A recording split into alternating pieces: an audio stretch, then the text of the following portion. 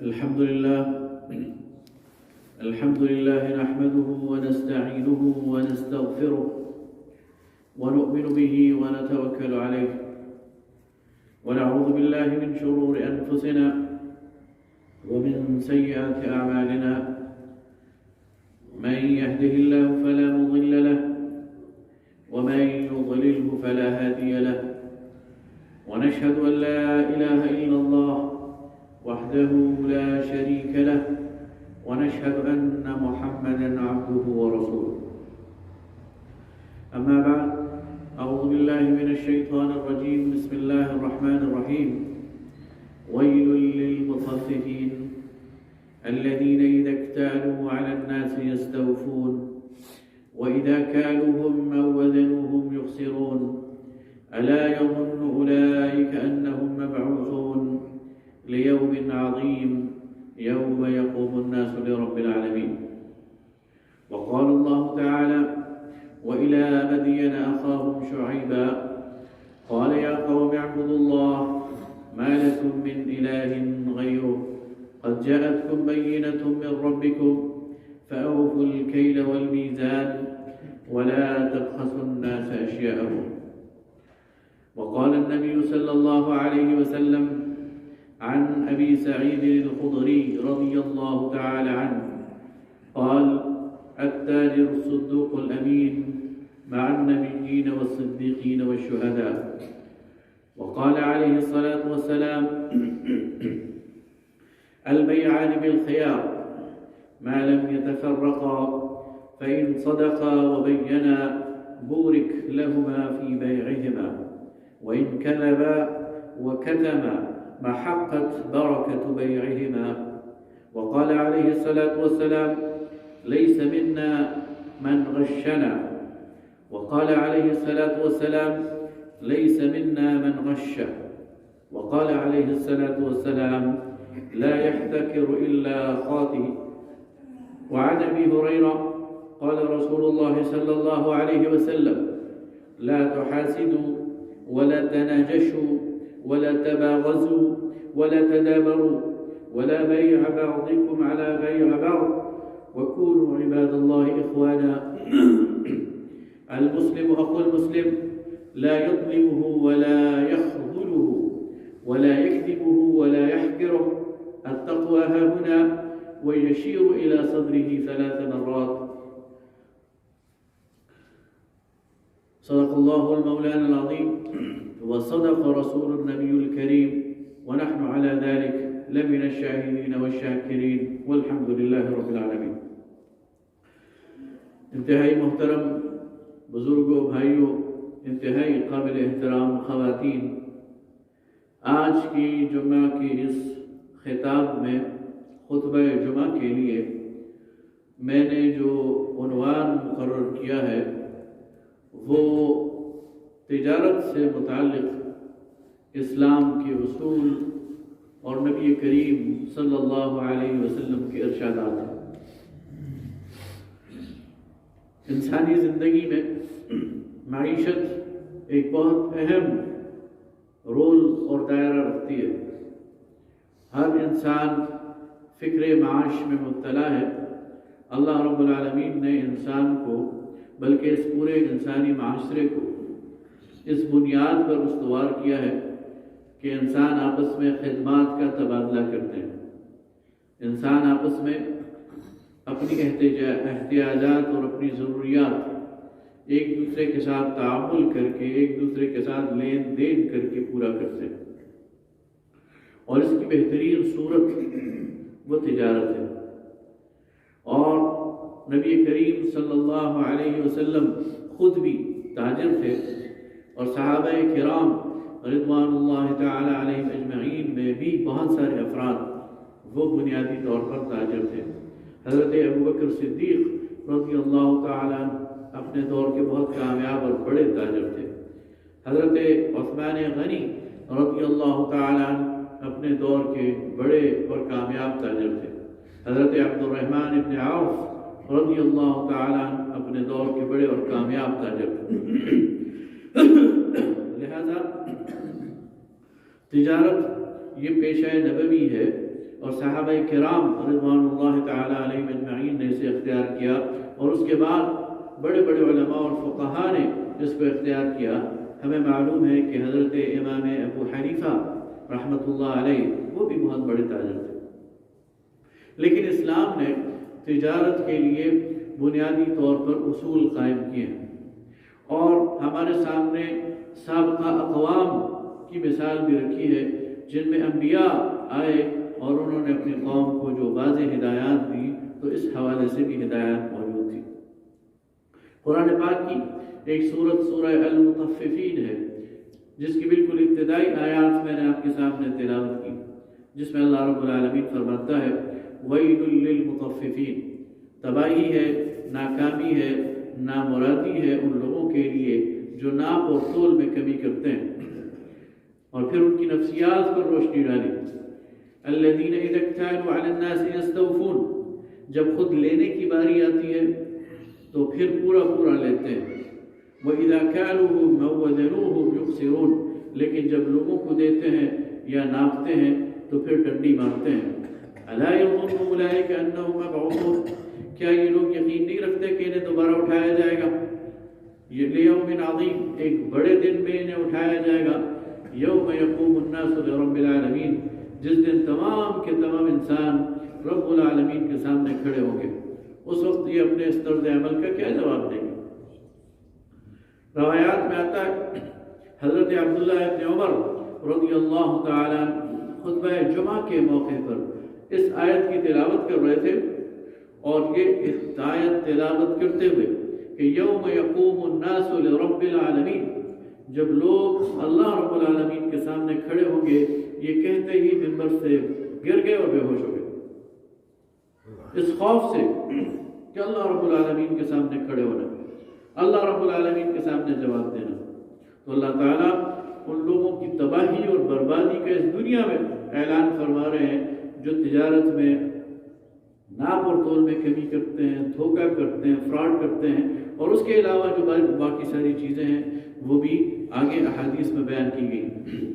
اسی طرح ایک پوری قوم جسے مدین کے لوگ کہا جاتا ہے، اصحاب مدین، یہ مدینہ سے شمال کی طرف یہ آبادی ہے، اس میں اللہ رب العالمین نے شعیب علیہ السلام کو بھیجا، اور شعیب علیہ السلام نے اپنی قوم کو جہاں اللہ کی بندگی کی دعوت دی، جہاں توحید خالص کی دعوت دی، جہاں اس بات کی دعوت دی کہ ان کی رسالت پر ایمان لایا جائے، یعنی شعیب کو اللہ کے نبی مانا جائے، وہیں ان کو اس بات کی دعوت دی کہ تجارت کے اندر یہ ناپ اور تول کے اندر جو تم کمی کرتے ہو، اور یہ جو تم تجارت کے اندر لوگوں کو دھوکہ دیتے ہو، فراڈ کرتے ہو، اس سے بھی بچ جاؤ۔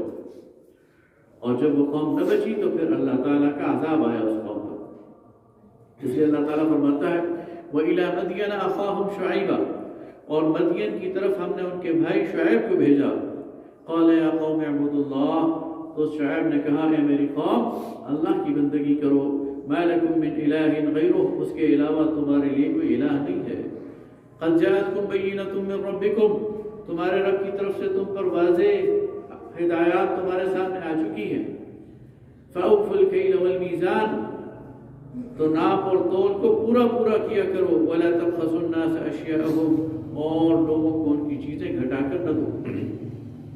نبی کریم صلی اللہ علیہ وسلم نے فرمایا التاجر الصدوق الامین، وہ تاجر جس میں دو صفات ہوں، الصدوق جو سچا ہو، الامین جو امانت دار ہو، مع النبیین والصدیقین والشہداء، قیامت کے دن وہ انبیاء کی صف میں کھڑا ہوگا، وہ صدیقین کی صف میں کھڑا ہوگا، وہ شہداء کی صف میں کھڑا ہوگا، اور فرمایا لیس منا من غشنا، جو ملاوٹ کرے گا وہ ہم میں سے نہیں ہے۔ نبی کریم صلی اللہ علیہ وسلم بازار میں تشریف لے گئے، گندم کا یا اناج کا ڈھیر لگا ہوا تھا، باہر خشک گندم تھی، اوپر آپ صلی اللہ علیہ وسلم نے اپنے دست مبارک سے جب اس کے اندر اپنا دست مبارک اس کے اندر ڈالا تو آپ کو محسوس ہوا کہ نیچے ڈھیر کے نیچے گیلی گندم رکھی ہوئی ہے، گیلا اناج رکھا ہوا ہے،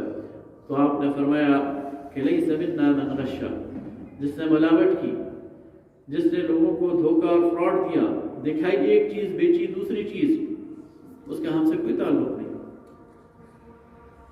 اسی طرح آپ نے فرمایا لا يحتکر الا خاطی، ذخیرہ اندوزی کرنے والا وہ گناہگار ہے۔ ایک اور روایت میں ذخیرہ اندوزی کرنے والے پر لعنت کی گئی ہے کہ ذخیرہ اندوز کون ہے؟ وہ شخص جو مال کو اس لیے روک لے کہ دام زیادہ لے گا، مارکیٹ میں ڈیمانڈ بڑھے گی، لوگوں کے پاس کھانے کو کچھ نہیں ہوگا اور وہ مجبور ہو جائیں گے زیادہ دام دینے پر، تو پھر وہ زیادہ دام وصول کرے گا، اس لیے اپنے مال کو روک لیتا ہے، کھانے پینے کی چیزوں کو روک لیتا ہے، ذخیرہ کر لیتا ہے۔ نبی کریم صلی اللہ علیہ وسلم نے اس پہ لعنت بھیجی اور آپ نے فرمایا یہ گناہگار ہے۔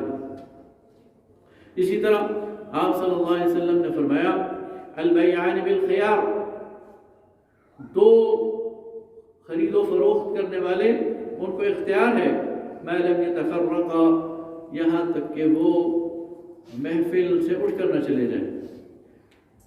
فَإِن صَدَقَا، پس اگر وہ سچ بولے، وَبَيَّنَا، ہر چیز کھول کر واضح رکھ دیں، بُورِكْ لَهُمَا فِي بَيْعِهِمَا، تو اللہ تعالیٰ ان کی اس بیع میں، اس تجارت میں برکت ڈال دیتا ہے۔ وَإِن كَذَبَا، اور اگر وہ جھوٹ بولے، وَكَتَمَا، اور چھپائیں، مَحَقَّتْ بَرَكَتُ بَيْعِهِمَا، تو ان کی بیع کی برکت کو اللہ تعالیٰ اٹھا دیتا ہے۔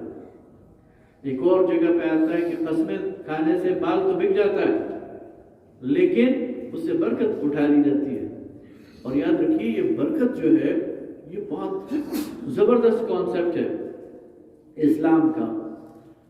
ایک شخص ہے، اس کو 1000 روپیہ وہ کماتا ہے جائز اور حلال طریقے سے، اور اللہ تعالیٰ اس میں برکت ڈال دیتا ہے، تو یہ 1000 اس کے لیے کافی ہو جاتا ہے، وہ کسی کا محتاج نہیں رہتا، وہ کسی کے سامنے دست سوال دراز نہیں کرتا، اس کی ساری ضرورتیں اس میں پوری ہو جاتی ہیں۔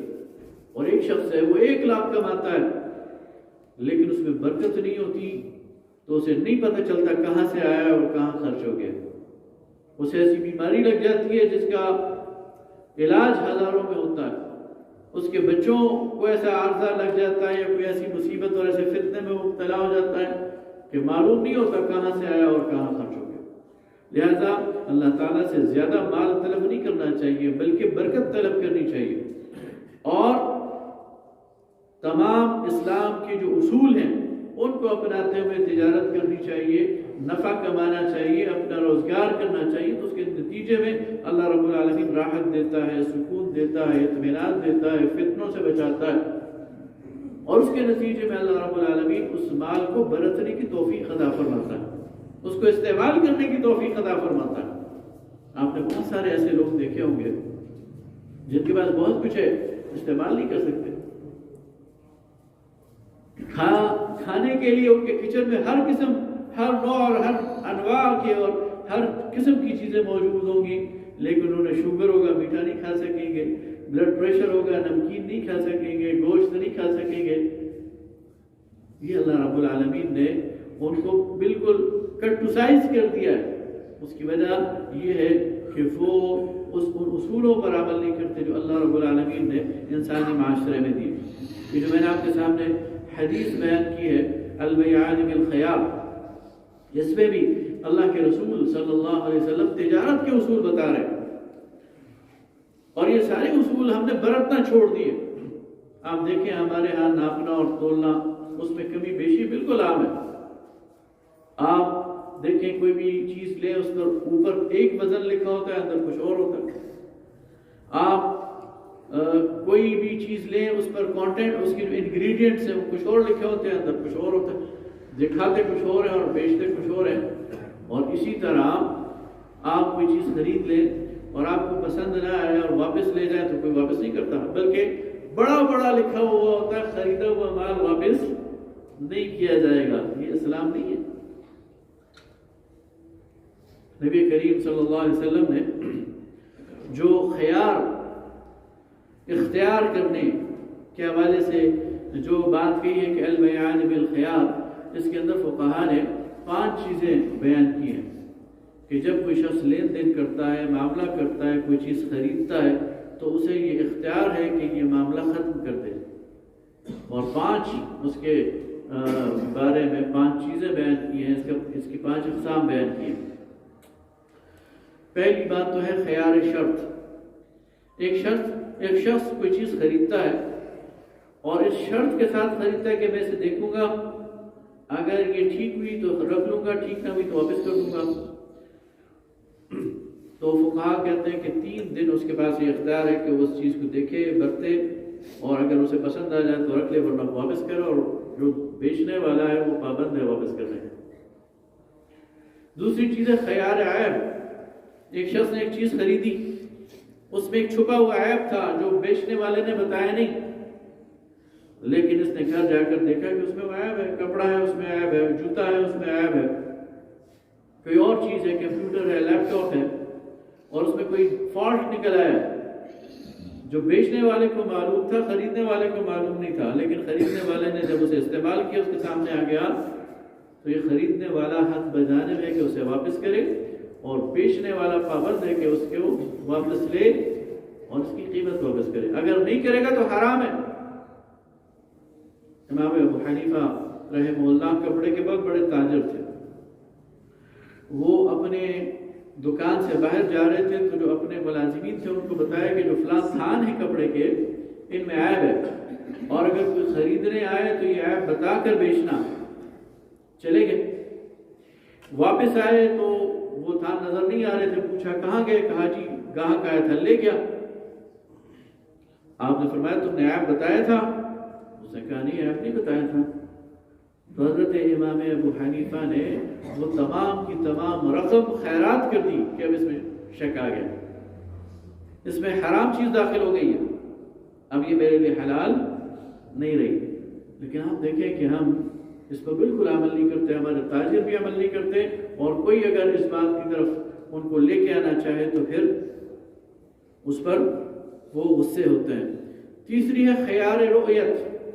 یہ بھی اختیار ہے خریدار کا کہ وہ اندیکھی چیز خریدتا ہے۔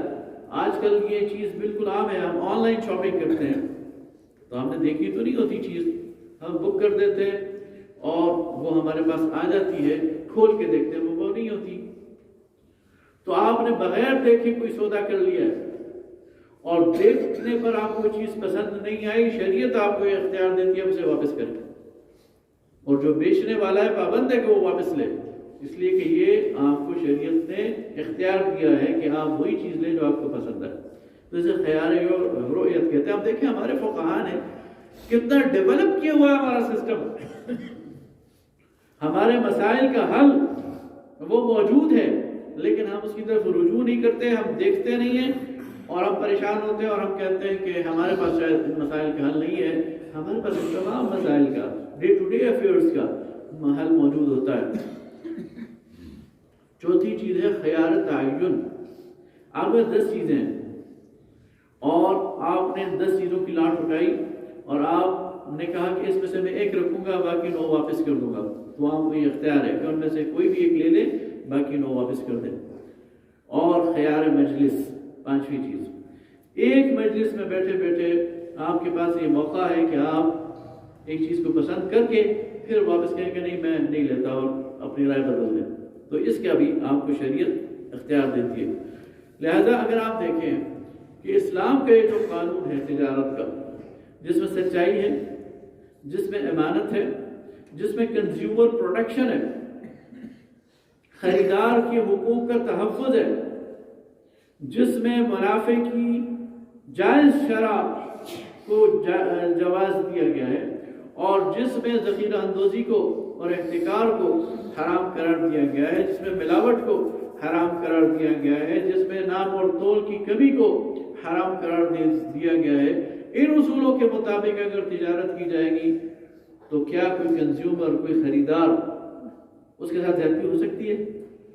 بالکل نہیں ہو سکتی۔